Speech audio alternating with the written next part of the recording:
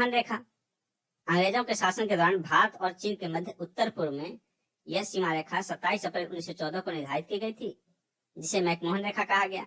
इसका नामकरण sir Henry McMahon के नाम पर किया गया। 1914 में हुए शिमला समझौते में इसे दोनों देशों ने सीमा रेखा के रूप में स्वीकार किया था। रेडक्लिफ रेखा विभाजन के बाद 17 अगस्त 1947 को भारत और पाकिस्तान के मध्य निर्धारित की गई रेखा सीमा रेखा के नाम से जानी जाती है।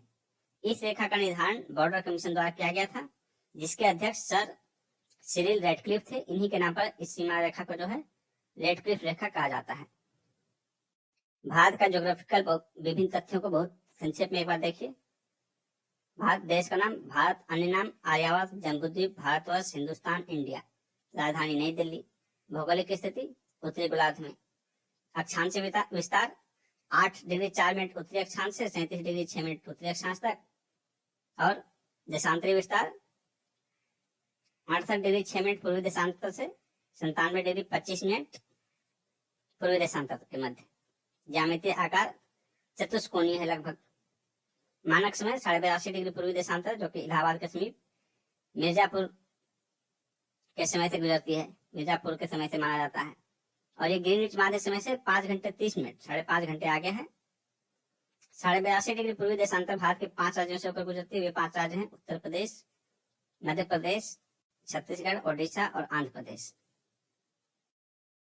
भौगोलिक विस्तार देखिए। लंबाई उत्तर से दक्षिण 3214 किलोमीटर, पूर्व से पश्चिम 2933 किलोमीटर, यानी कि उत्तर दक्षिणी विस्तार जो है पूर्वी पश्चिमी की अपेक्षा अधिक है कुछ।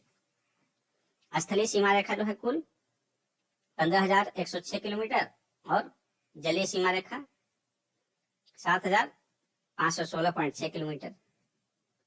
प्रादेशिक जल सीमा ये समुद्र तट से 12 समुद्री मील तक दूरी तक, नॉटिकल माइल। समुद्री मील जो है 1.8 किलोमीटर बराबर 1 नॉटिकल माइल होता है, और इसमें भी माप अलग अलग हैं। कुछ देशों में इसे माना जाता है 1.85। संलग्न क्षेत्र प्रादेशिक सीमा तो हो गया आपका समुद्र तक जो है उससे 12 किलोमीटर की दूरी तक, 12 नॉटिकल माइल की दूरी तक। और प्रादेशिक जल सीमा से आगे, ये तो प्रादेशिक जल सीमा हो गया 12 किलोमीटर, 12 नॉटिकल माइल तक। और संलग्न क्षेत्र जो है इस 12 के बाद और 24 नॉटिकल माइल आगे तक है संलग्न क्षेत्र। और अनन्य आर्थिक क्षेत्र ये संलग्न क्षेत्र से भी आगे 200 नॉटिकल माइल तक, समुद्र तट से 12 नॉटिकल माइल तक हो गया प्रादेशिक सीमा। उसके बाद अगला 24 नॉटिकल माइल संलग्न क्षेत्र, और उसके बाद का जो 200 नॉटिकल माइल है वो है अनन्य आर्थिक क्षेत्र। जलवायु कैसी है? मानसूनी। क्षेत्रफल ये आपको ध्यान रखना है, ये आंकड़ा ध्यान रखिए, एग्जाम में कभी भी ये आंकड़ा भी पूछा जा सकता है। 32,87,263 वर्ग किलोमीटर। विश्व के कुल क्षेत्रफल का 2.4%। क्षेत्रफल की दृष्टि से स्थान 7वां। कुल जनसंख्या देखिए, विश्व की कुल जनसंख्या का 17.5% है, और एग्जैक्ट जो है 2011 के डाटा के अनुसार 1,21,21,08,54,977। 2021 की जो जनगणना है उसका काम प्रारंभ होने वाला था, लेकिन जो है ये कोविड के कारण फिलहाल ये स्थगित है। जनसंख्या की दृष्टि से स्थान दूसरा है, पहला स्थान चीन का है। पुरुष जनसंख्या, महिला जनसंख्या, ग्रामीण जनसंख्या देखिए महत्वपूर्ण है, ये परसेंटेज लगभग ये ध्यान रखिए 81 करोड़ से अधिक है ग्रामीण। और ये ग्रामीण और शहरी है 31.16%, और इसको 100 में घटा दीजिएगा तो 68.8% जो है ये हो जाएगा ग्रामीण जनसंख्या। 10 की वृद्धि दर 2001 से 11 के मध्य 17.64%, बिल्कुल याद रखिए डेमोग्राफिक फिगर। लिंगानुपात इसे भी आपको याद रखना है, बिल्कुल 943 प्रति 1000 पुरुष पर 943 महिलाएं। शिशु लिंगानुपात 918। जनसंख्या घनत्व 382 व्यक्ति प्रति वर्ग किलोमीटर। शिशु लिंगानुपात के संबंध में ध्यान रखिए कि हमारे आजादी से 1947 के बाद से जो भी जनगणना हुई है उसमें शिशु लिंगानुपात के दर में निरंतर घटोतरी हुई है, निरंतर घटता गया है।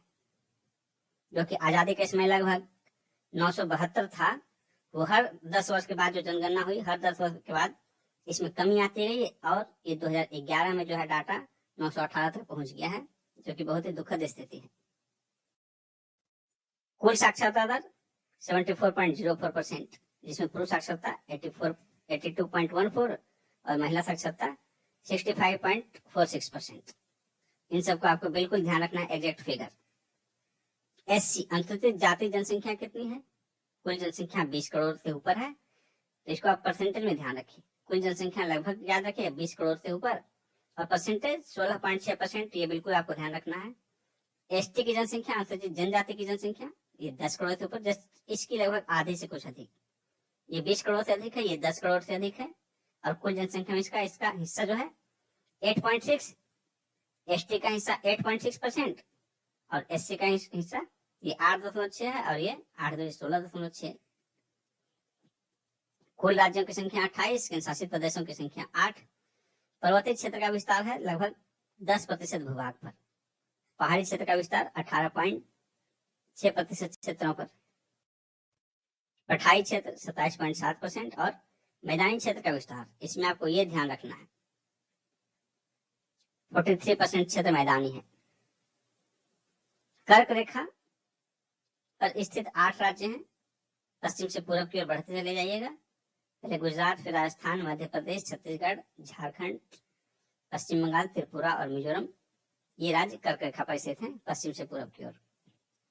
द्वीपों की संख्या लगभग 1208 है। इसका फिगर आपको विभिन्न बुक में अलग अलग मिलता जाएगा। अंतर्राष्ट्रीय सीमा से संलग्न राज्य केंद्र शासित प्रदेश 18। तेल शोधन कारखानों की संख्या 23। राष्ट्रीय राजमार्गों की संख्या 599। बड़े बंदरगाह की संख्या ये ध्यान रखिए 13। राष्ट्रीय पशु बाघ, वैज्ञानिक नाम पेंथरा टिग्रिस। राष्ट्रीय विरासत पशु हाथी। राष्ट्रीय पक्षी मोर, वैज्ञानिक नाम पाओ क्रिस्टेटस। राष्ट्रीय वृक्ष बरगद, वैज्ञानिक नाम फाइकस बेंगालसिस। राष्ट्रीय फूल कमल, वैज्ञानिक नाम नीलंबो निशिफेरा। राष्ट्रीय चिन्ह अशोक स्तंभ। राष्ट्रगान जनगणमन, रचयिता रविन्द्रनाथ टैगोर। इसकी गायन अवधि है 52 सेकंड, और इसके संक्षिप्त वर्जन की गायन अवधि है 20 सेकंड। राष्ट्रीय गीत वंदे मातरम है, रचयिता बंकिम चंद्र चटर्जी, और इसकी गायन अवधि है 65 सेकंड। इसका 25% अधिक, 13 चौके 52 और 13 पचे 65। राष्ट्रीय लिपि देवनागरी। राष्ट्रीय वाक्य सत्यमेव जयते। इसका स्रोत है मुंडकोपनिषद। राष्ट्रीय ध्वज तिरंगा। राष्ट्रीय नदी गंगा। राष्ट्रीय जलीय जीव डॉल्फिन, गंगा के डॉल्फिन। इसका वैज्ञानिक नाम प्लेटिनिस्टा गैंगेटिका। पुडुचेरी जो है उसका भौगोलिक विस्तार 3 राज्यों में है, तमिलनाडु, केरल और आंध्र प्रदेश के क्षेत्र में। भारतीय उपमहाद्वीपीय मूलतः किस भूखंड का भाग था? गोंडवाना लैंड का भाग था। भारत में उपलब्ध पराचुंबकीय परिणामों से संकेत मिलते हैं कि प्राचीन काल में भारतीय भूखंड उत्तर दिशा की ओर विस्थापित हुआ था। भूगर्भिक संरचना जियोलॉजिकल स्ट्रक्चर की दृष्टि से भारत को मुख्यतः 3 भागों में विभाजित किया जा सकता है। वे 3 भाग हैं: पर्वतीय क्षेत्र, मैदानी क्षेत्र और प्रायद्वीपीय पठार। यानी कि पर्वत, पठार और मैदान, ये 3 भाग। तो पर्वत क्षेत्र हिमालय में हो गया, मैदानी क्षेत्र उत्तर भारत का, और प्रायद्वीपीय पठार जो है वो दक्षिण भारत का हो गया पठार। हिमालय के समांतर संरचनात्मक आधार देखिए, वलय की तीव्रता और निर्माण आयु के आधार पर। ट्रांस हिमालय ये तिब्बत का क्षेत्र हो गया। उसके बाद वृहद हिमालय या महान हिमालय, फिर लघु या मध्य हिमालय, और फिर बाह्य या उप हिमालय या शिवालिक हिमालय। यानी कि इस तरह जो जाइएगा भारत में उत्तर में देखिएगा तो सबसे ऊपर तिब्बत के क्षेत्र में जो ये पैरेलल पट्टी होगी, ये पट्टी ये ट्रांस हिमालय का हो जाएगा। उसके बाद महान हिमालय, उसके बाद फिर इधर लघु या मध्य हिमालय, और फिर सबसे निचला भाग जो है बाह्य हिमालय या उप हिमालय या शिवालिक हिमालय। हिमालय का निर्माण समांतर वलय श्रेणियों से हुआ है। इनमें प्राचीनतम श्रेणी है वृहद हिमालय। उत्तर भारत में उप हिमालय क्षेत्र के सहारे विस्तारित समतल मैदान को भाभर कहा जाता है। हिमालय का पर्वत प्रदेश शिवालिक है। शिवालिक शैल समूह के दक्षिण में स्थित भाबर क्षेत्र किस संरचना का उदाहरण है? गिरिपद की स्थिति का। शिवालिक श्रेणी की ऊंचाई, औसत ऊंचाई जो है 600 से 1200 मीटर की है। लघु हिमालय किन श्रेणियों के मध्य स्थित है? लघु हिमालय के उत्तर में हो गया महान हिमालय और दक्षिण में हो गया शिवालिक। हिमालय की नवीनतम पर्वत श्रेणी है शिवालिक। उत्तर जो सबसे उत्तर में है वो सबसे पुराना है और दक्षिणतम जो क्षेत्र है वो नवीनतम है। नर्मदा और ताप्ती नदियों के मध्य कौन सी पर्वत श्रेणी है? सतपुड़ा।